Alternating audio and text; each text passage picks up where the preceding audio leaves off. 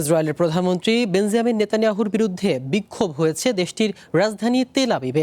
২০২৩ সালের ৭ অক্টোবর ইসরায়েলের হামাস যোদ্ধাদের হামলা ঠেকাতে কেন ব্যর্থ হয়েছিল ক্ষমতাসীন সরকার তা খতিয়ে দেখতে রাষ্ট্রীয় স্বাধীন তদন্ত কমিশন গঠন না করার প্রতিবাদে এ বিক্ষোভ হয়। শনিবার তেল আবিবের হাবিমা চত্বরে এ বিক্ষোভে অংশ নেন অন্তত ৫০০ বিক্ষোভকারী।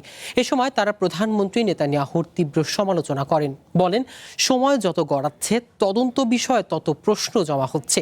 এই বিক্ষোভকারীরা জানান, একটি বিধিবদ্ধ কমিটি হলো ইসরায়েলের সর্বোচ্চ তদন্তকারী কর্তৃপক্ষ।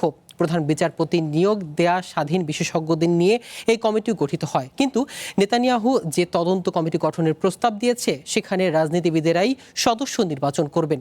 বিক্ষোভকারীরা শঙ্কা প্রকাশ করে বলেন, যদি এই কমিটিতে বিরোধী দল থেকে কেউ অংশ হতে রাজি না হয় তবে নেতানিয়াহু প্রশাসনের দায়িত্বরত ব্যক্তিরাই কমিটিতে কাজ করবে, যার অর্থ যে অপরাধের জন্য তারা নিজেরাই দায়ী সেই অপরাধের তদন্ত তারা নিজেরাই করবে।